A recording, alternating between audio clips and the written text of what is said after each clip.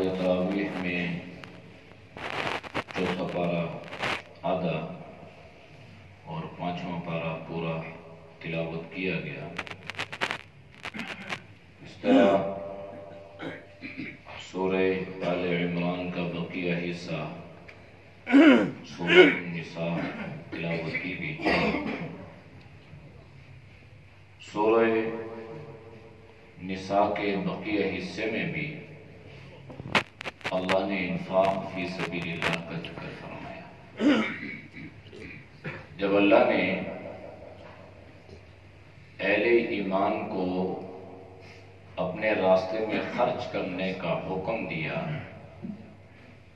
تو اس وقت جو لوگ مسلمانوں کے خلاف پروپیگنڈا کرتے تھے، یہود و نصارہ، انہوں نے ایک عجیب جملہ اللہ کے بارے میں کہا اور اللہ کے بارے میں گستاخیاں کرنے لگے اور کہنے لگے کہ اللہ فقیر ہے اور ہم غنی ہیں۔ ان اللہ فقیر ونحن اغنیاء۔ انہوں نے اس بنیاد پہ اللہ کو فقیر قرار دیا کہ اللہ نے اہل ایمان سے اپنا حصہ لینے کا مطالبہ فرمایا۔ حالانکہ اللہ نے قرآن میں جہاں بھی انفاق کا ذکر فرمایا ہے، جس پہ خرچ کرنے کا حکم دیا ہے، وہاں اللہ نے یہ واضح طور پہ فرمایا ہے کہ یہ رزق ہم نے تمہیں دیا ہے، اس میں تمہارا کوئی ذاتی کمال نہیں ہے، یہ ہم نے تمہیں عطا کیا ہے۔ تو جب ہم ہی تمہیں دینے والے ہیں تو ہم ہی آپ سے مطالبہ کرتے ہیں، تو اس میں فقر کی بات تو نہیں ہے۔ اگر اللہ فقیر ہوتا تو اللہ ان کو دیتا کیوں؟ تو اللہ فقیر نہیں ہے، اللہ غنی ہے، فقیر انسان ہے۔ اللہ کسی کا محتاج نہیں ہے، ساری کائنات اللہ کی محتاج ہے۔ اس لیے اگر کوئی کہیں پر اللہ کے راستے کے لیے کسی چیز کی اپیل کرتا ہے تو اس کو معیوب نہیں سمجھنا چاہیے، اس کو برا نہیں سمجھنا چاہیے۔ یہ سنت نبی صلی اللہ علیہ وسلم ہے۔ جیسے ہم مدارس کے لیے اپیل کرتے ہیں، مساجد کے لیے کرتے ہیں، جہاں جس کی ضرورت ہو اس کے لیے چندے کی اپیل، تو یہ شریعت میں معیوب نہیں ہے، یہ اس پہ اللہ نے اجر رکھا ہے، اس پہ اللہ نے ثواب رکھا ہے۔ نبی کریم صلی اللہ علیہ وسلم نے براہ راست کئی مرتبہ صحابہ سے اس کا مطالبہ فرمایا اور آپ نے اس کی اپیل کی اور ترغیب دی کہ وَتَعَاوَنُوا عَلَى الْبِرِّ وَالتَّقْوَىٰ، تمہیں چاہیے کہ تم نیکی اور تقوی کے کاموں میں ایک دوسرے کے ساتھ تعاون کیا کرو جس قدر ممکن ہو۔ تو ان لوگوں نے یہ کہا تو اللہ نے فرمایا کہ اللہ نے ان کی بات کو سن لیا ہے۔ فقیر اللہ نہیں ہے، فقیر یہ لوگ خود ہیں۔ یہاں پر ایک واقعہ بھی پیش آیا تھا کہ ایک یہودی نے جب حضرت ابوبکر صدیق رضی اللہ تعالی عنہ کے سامنے یہ بات کہی تو حضرت ابوبکر صدیق رضی اللہ تعالی عنہ اگرچہ بڑے تحمل والے، برداشت والے آدمی تھے، آپ کا مزاج بہت نرم تھا، لیکن دین کے معاملے میں اللہ نے آپ کو بڑی غیرت اور حمیت عطا فرمائی تھی۔ جب یہودی نے یہ بات کہی تو حضرت ابوبکر صدیق رضی اللہ تعالی عنہ نے فوراً اس کے منہ کے اوپر ایک تماچا رسید کیا اور فرمانے لگے کہ کم بختو، تم نے اللہ کے بارے میں یہ کہنا شروع کر دیا۔ تب یہ یہودی نبی علیہ السلام کی خدمت میں اور جا کے اس نے یہ کہا کہ مجھے آپ کے ایک ساتھی نے مارا ہے۔ تو حضرت ابوبکر صدیق رضی اللہ تعالی عنہ کو نبی علیہ السلام نے طلب فرمایا۔ جب طلب کیا تو ضابطہ اور دستور تو یہ ہے البینۃ علی المدعی والیمین علی ما انکر، جو دعویٰ کرتا ہے وہ گواہ پیش کرتا ہے، اور مدعا علیہ، اگر دعویٰ کرنے والے پر مدعی کے پاس گواہ نہیں ہے تو پھر مدعا علیہ اس پہ قسم اٹھاتا ہے، حلف اٹھاتا ہے۔ تو جب حضرت ابوبکر صدیق رضی اللہ تعالی عنہ کو طلب کیا تو اللہ کے نبی نے پوچھا کہ ابوبکر آپ نے یہ معاملہ کیا ہے؟ فرمایا ہاں۔ کوئی اس کا دلیل، کوئی لاج، کوئی ہے آپ کے پاس کہ اس نے یہ بات کہی ہے؟ تو حضرت ابوبکر صدیق رضی اللہ تعالی عنہ کے پاس تو کوئی وہاں پر موجود نہیں تھا، تو اللہ نے قرآن کریم کی اس آیت کو اتارا اور حضرت ابوبکر صدیق رضی اللہ تعالی عنہ کے قول کی تصدیق فرما دی اور فرمایا لقد سمع اللہ قول الذین قالوا ان اللہ فقیر ونحن اغنیاء۔ اللہ نے اس آدمی کی بات کو سن لیا جو یہ کہہ رہا تھا کہ اللہ فقیر ہے اور ہم غنی ہیں۔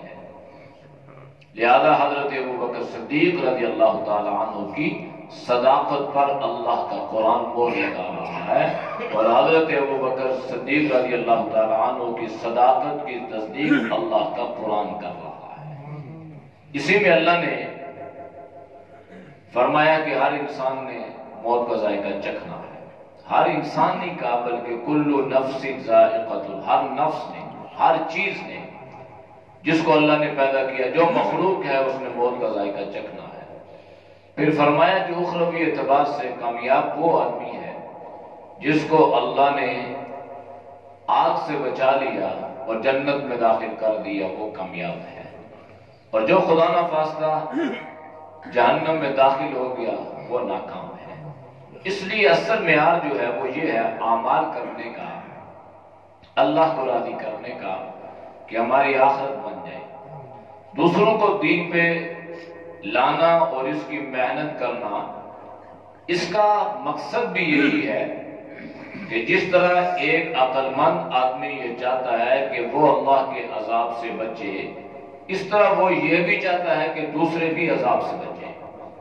اگر مجھے اپنی فکر ہے تو مجھے آپ کی فکر ہے، اگر آپ کو اپنی فکر ہے تو پھر آپ کو چاہیے کہ آپ کو دوسروں کی فکر بھی ہو، اور ہر انسان کی خیرخواہی کا جذبہ دل میں موجود ہو کہ کسی کو نقصان نہ پہنچے، اور ہر آدمی دین پر چلنے والا ہو، اسلام پہ چلنے والا ہو، ہدایت کی زندگی گزارنے والا ہو۔ تو اس کے لیے شریعت نے ضابطہ اور دستور مقرر کیا ہے کہ جس قدر ممکن ہو تم انہیں دین کی ترغیب دو۔ کہیں تاکید ہے، کہیں ترغیب ہے۔ تاکید میں حکم ہے اور ترغیب میں حکم نہیں ہے، اس لیے اللہ نے اس کو ترغیباً فرمایا کہ تمہیں ترغیب دو۔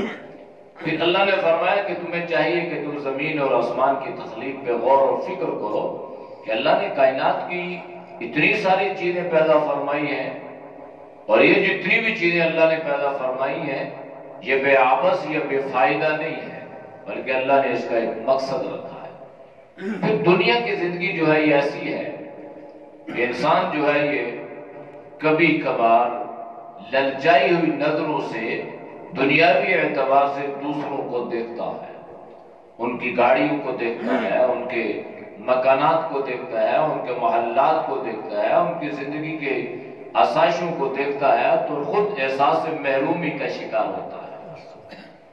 اور بالخصوص مسلمان جب کسی کافر کی زندگی کو دیکھتا ہے تو یہ کہتا ہے کہ یہ تو کافر ہیں، یہ تو اللہ کے منکر ہیں، یہ پھر بھی اللہ انہیں اتنا دے رہا ہے، اور ہم تو صبح سے شام تک اللہ کی تسبیحات کرتے ہیں، اللہ کا قرآن پڑھتے پڑھاتے ہیں، ذکر اذکار کرتے ہیں، ہمیں تو اللہ نے دنیا نہیں دی، انہیں اللہ نے دنیا دے دی۔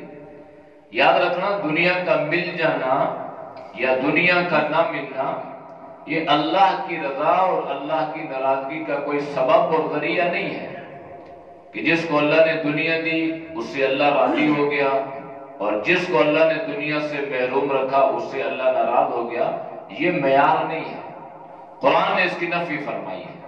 لا یغرنک تقلب الذین کفروا فی البلاد متاع قلیل ثم مأواہم جہنم وبئس المہاد لیکن الذین اتقوا ربہم۔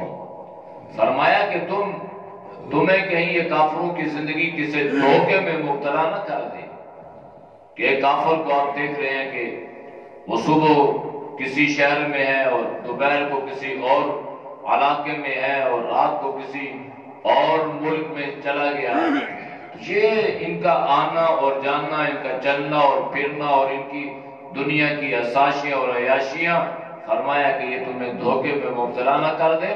متاع قلیل، یہ تھوڑا سا سامان ہے، تھوڑی سی زندگی ہے۔ کتنا انسان عیاشی کر لے گا، کہاں تک کر لے گا، اس کے بس میں کیا ہے؟ کچھ نہیں۔ معدہ چھوٹا سا ہے، جتنا امیر بھی ہوگا کتنا کھائے گا، کتنے وقت میں کھا لے گا۔ تو اس لیے فرمایا کہ متاع قلیل، ان کی زندگیاں نہ دیکھو، تھوڑا سامان ہے، نتیجے پہ نظر رکھو کہ نتیجہ کیا ہے۔ نتیجہ یہ ہے ثم مأواہم جہنم، پھر ان کا ٹھکانہ جہنم ہے، اور وہ بئس المہاد، اور بہت برا ٹھکانہ ہے۔ یعنی اللہ نے جو ایمان کی دولت عطا فرمائی ہے، اس ایمان کی دولت کا مقابلہ یہ دنیا کی بادشاہی نہیں کر سکتی۔ دنیا کی ساری بادشاہیاں اس کلمے کے سامنے کوئی حیثیت بھی نہیں رکھتی جو کلمے کا بول اللہ نے ہمیں عطا فرمایا۔ لا الہ الا اللہ محمد رسول اللہ، کوئی دنیا کی حیثیت ہی نہیں ہے۔ اس لیے احساس محرومی کا شکار نہیں ہونا کہ ہمارے پاس دنیا نہیں ہے، ان کے پاس تو بڑی دنیا ہے۔ نبی کریم صلی اللہ علیہ وسلم کی زندگی کو دیکھ لیا کریں۔ اللہ کے نبی جس حجرہ مبارک میں رہتے تھے، جب بارش ہوتی تھی تو اس میں پانی آتا تھا، وہ ٹپکتا تھا۔ اور حضرت عائشہ رضی اللہ تعالی عنہ فرماتی ہیں کہ اتنی جگہ تھی، نبی کریم صلی اللہ علیہ وسلم جب نماز ادا کرتے، جب آپ سجدے میں جاتے تھے تو میں اپنے پاؤں سکیڑ لیتی تھی، جب قیام کی حالت میں ہوتے تھے تو پھر پاؤں سیدھے کرتی تھی۔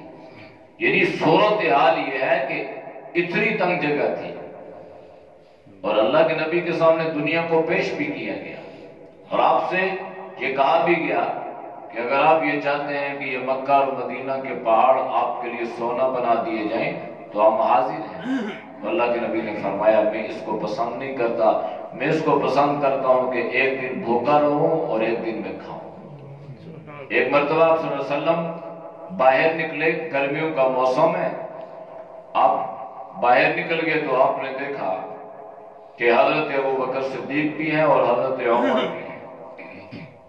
حسن اتفاق یہ تھا کہ حضرت ابوبکر صدیق رضی اللہ تعالی عنہ کو بھوک نے ستایا تو آپ باہر نکل آئے، اور یہی معاملہ حضرت عمر کے ساتھ بھی پیش آیا تو آپ بھی باہر نکل آئے۔ پھر اللہ کا کرنا یہ ہوا کہ آپ صلی اللہ علیہ وسلم بھی باہر تشریف لائے۔ جب آپ آئے تو آپ نے دیکھا کہ ابوبکر بھی ہیں، عمر بھی ہیں، تو آپ نے پوچھا کیوں، خیر ہے؟ تو دونوں نے اپنا اپنا مدعا بیان کیا کہ اللہ کے نبی پیٹ پہ پتھر ہیں، بھوک نے ستایا، باہر نکل آئے۔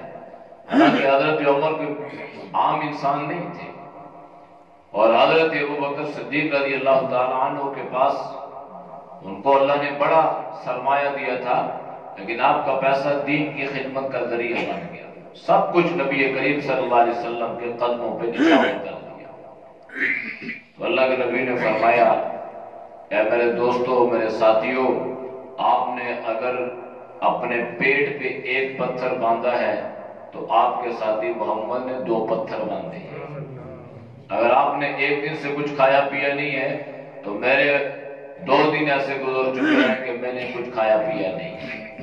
تو یہ دنیا کو پسند نہیں کیا، ضرورت کے درجے دنیا اللہ نے رکھی ہے، اللہ کی نعمتیں ہیں، اس کا انکار نہیں ہے، لیکن ترجیحات میں دنیا نہیں تھی۔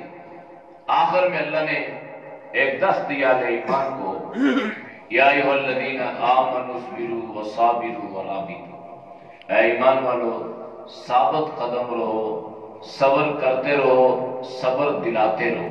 صبر کا اللہ نے فرمایا، ورابطوا، اور آپس میں ملے جلے رہو، آپس میں رابطہ رہو۔ یہ رابطہ جو ہے نا، یہ اس کو اللہ کے نبی نے پسند کیا ہے، دین نے اس کو پسند کیا ہے۔ بے ربطی بات کو پسند نہیں کیا گیا، قرآن بھی مربوط ہے اور ربط کو پسند کیا گیا۔ آپ اپنے متعلقین سے رابطہ رکھیں، اس کو پسند کیا گیا۔ آپ رابطہ چھوڑ دیں، اس کو پسند نہیں کیا گیا۔ بلکہ حدیث میں اللہ کے نبی نے فرمایا کہ اپنے مرنے والوں کے لیے بہترین جو ان کے لیے احسان ثواب ہے وہ یہ ہے کہ ان کے جو رشتہ دار ہیں، ان کے جو دوست احباب ہیں، ان کے جو متعلقین ہیں، ان کے ساتھ رابطہ رکھنا۔ فرمایا کہ یہ اپنے آباء و اجداد کے لیے بہترین احسان ثواب ہے۔ باپ کا دوست تھا، اس سے تعلق رکھنا، اور اسی طرح رشتہ داروں کے ساتھ تعلقات کا قائم رکھنا۔ قرآن نے اس کی تاکید فرمائی ہے، وَرَابِطُوا، آپ اس میں ملے جلے رہو، رابطہ رکھو۔ یہ کٹ آف بائیکاٹ یہ شریعت نے پسند نہیں۔ آج ہم دیکھتے ہیں کہ بھائی سے جدا ہے، وجہ کیا ہے؟ کوئی وجہ نہیں، معمولی سی بات ہے، رشتہ مانگا نہیں دیا، زمین تھوڑی سی ادھر ادھر ہو گئی، اس کے اوپر غمی بھی جا رہی ہے، خوشی بھی جا رہی ہے، بھائی کے منہ نہیں لگ رہا۔ تو یہ دنیا بڑی مختصر سی ہے، اس مختصر سی دنیا کے لیے آپس میں تعلقات کا نہ رکھنا اور ان دنیاوی چیزوں کی وجہ سے آپس میں ناراضگی اختیار کر لینا، یہ انتہائی مذموم حرکت ہے، بری حرکت ہے۔ شریعت نے اس کو پسند نہیں کیا، یہ معیوب ہے، یہ برائی ہے۔ شریعت پسند کرتی ہے اس بات کو کہ آپس میں ملے جلے رہو، آپس میں رابطہ رکھو، تعلقات کو قائم رکھو۔ سل من قطعک، جو آپ سے توڑے آپ اس سے جوڑو۔ اور اللہ کے نبی نے فرمایا کہ صلہ رحمی یہ نہیں ہے کہ جو آپ کے ساتھ اچھائی کرے آپ اس کے ساتھ اچھائی کرو، بلکہ صلہ رحمی تو یہ ہے کہ جو آپ کے ساتھ برائی کرے اس سے اچھائی کرو۔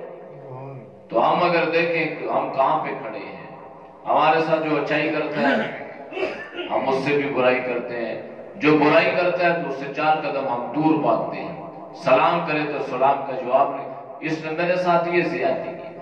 تو قرآن کیا کہہ رہا ہے؟ اے ایمان والو، یا ایھا الذین آمنو، اے ایمان والو، اگر ایمان ہے تو پھر اللہ کے حکم پہ عمل کرنا یہ ہر اہل ایمان پر ضروری ہے۔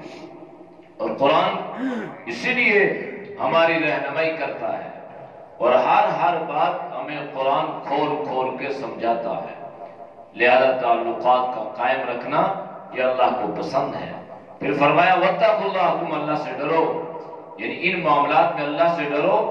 جب تم اللہ سے ڈرو گے تو لعلکم تفلحون، پھر تم کامیاب ہو جاؤ گے۔ یہ نہیں ہے کہ اپنی مرضی کی زندگیاں گزارو پھر اللہ سے ڈرو بھی نہ اور اللہ کی تعلیمات پہ عمل بھی نہ کرو اور پھر یہ کہو جی ہم کامیاب ہو جائیں گے۔ نہیں، کامیابی اللہ کے احکامات ماننے میں ہے اور نبی کریم صلی اللہ علیہ وسلم کے مبارک طریقوں میں ہے، تو تب انسان صحیح معنوں میں کامیابی حاصل کرے گا، اور یہ کامیابی دنیاوی بھی ہے اور انشاءاللہ اخروی بھی ہے۔ دنیا میں بھی اللہ کامیابی عطا فرمائے گا، آخرت میں بھی اللہ کامیابی عطا فرمائے گا۔ اللہ ہم سب کو ان باتوں پر عمل کی توفیق نصیب۔ الحمد